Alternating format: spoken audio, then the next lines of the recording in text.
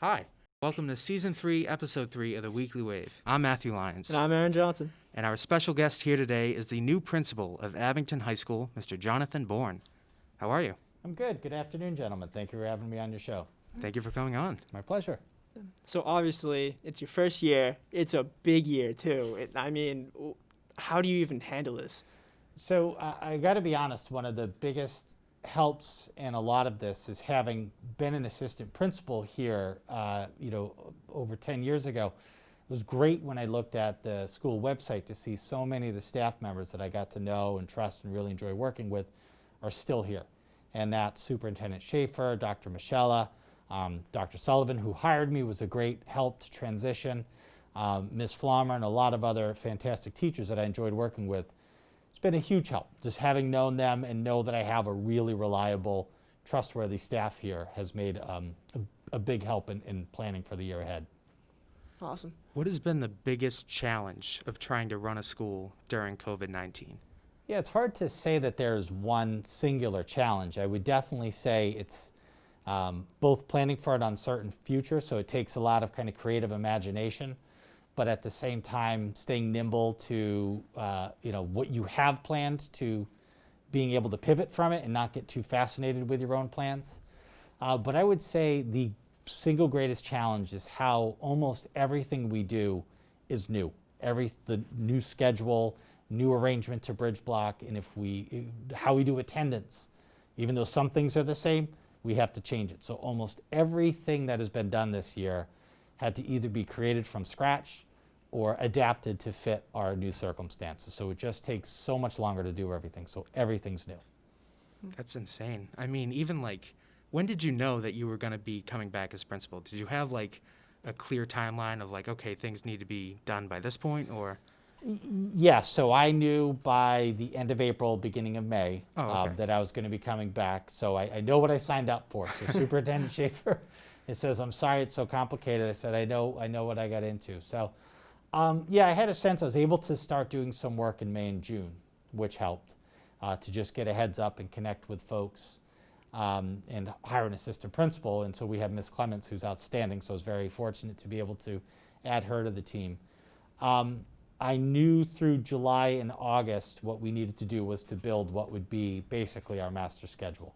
Mm-hmm. I also knew, I don't know how I knew this, but I told Ms. Clements, I said, we're going to make a plan for July and we're going to throw it away. And then we're going to make a plan for August. And that actually turned out to be what happened. So that in trying to hear from the state all the rules that we had to incorporate, which changed in every 2 weeks, seemingly on Friday nights, we'd get new rules and we'd have to change our plans. So that was the biggest thing, is just trying to figure out, making sure we had enough time to do everything we needed to do. So it was just kind of what a normal July and August looks like. We knew would be very busy, and it was. Because we had Superintendent Schaefer in here earlier, and he was saying the exact same thing, how literally they would make a plan, it'd get canceled 2 weeks later, and they'd have to make a whole new plan, start Correct. From scratch. That must have been so frustrating. It was, once it happened a couple times, you grew to anticipate it. So I think what was hard is you wanted to give people, parents, students, and teachers answers that are set in stone, and you basically had to say all this is set in clay. Nothing's been hardened, nothing's been fired. So right now, this is how the plan looks, but if you check with me tomorrow, the plan might change. And that's not the best for students, parents, and staff to then plan off of, right? Because they're trying to mentally prepare what they need to do, and to always be telling them it might look like this or it could be that. So it was, it was a new challenge. I think the good part was really have an outstanding team of colleagues to work with here, administrative, mentioned Superintendent Schaefer, as well as my colleagues, principals and assistant principals in the buildings. So it was really helpful, and I think the fact that every single school in Massachusetts and the country is doing the same thing. Yeah. So it wasn't just us trying to figure it out under tremendous scrutiny. Everybody was trying to figure this out. So you were actually the assistant principal at Abington for a while. And when you came back, even though there were all these different changes and rules and guidelines, was it did you kind of have deja vu, or was it completely different? Oh, yeah, in some ways, driving down Route 18 and just, seeing like, oh, Pizzings, I remember Pizzings, and Trukey's, oh yeah, they have great calzones, and just kind of going back, because it was a decade ago, absolutely, pulled back a lot of things, and many, many staff members or people I knew very well and liked working with. So it was almost felt like I could just hop back into those friendships and relationships, which is great. But absolutely, it pulled in some sense of nostalgia. So. Yeah, and you said you've been gone for a decade. Has the Abington community changed a lot, or not really?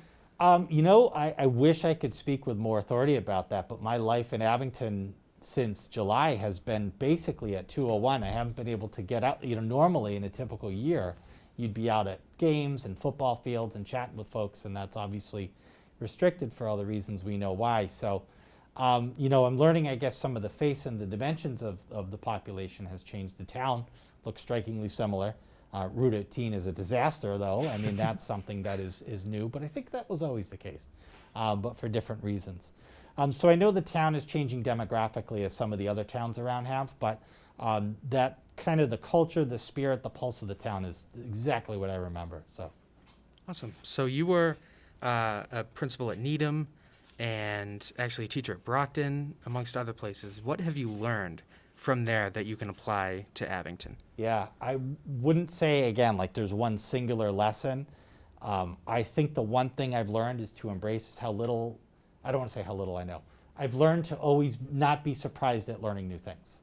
That whenever you feel like you've got the answers to everything, something new comes up, and it just, is humbling, and this year I think is case in point. Right? It's helpful to have the past prior experience.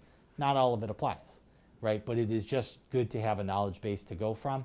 And this year has been a repeated case study and new things that need new solutions. So I think the varied experiences in a lot of different schools has taught me that there isn't one way to do things right. There's multiple ways to do things correctly. There's a lot of things that schools do in common, and there's some wisdom as to why they do things a certain way. So it just provides a different set of experiences and things that might not seem possible and another school does it. You can say, that is possible, here's how it's done. Or to learn bad lessons and mistakes other schools had.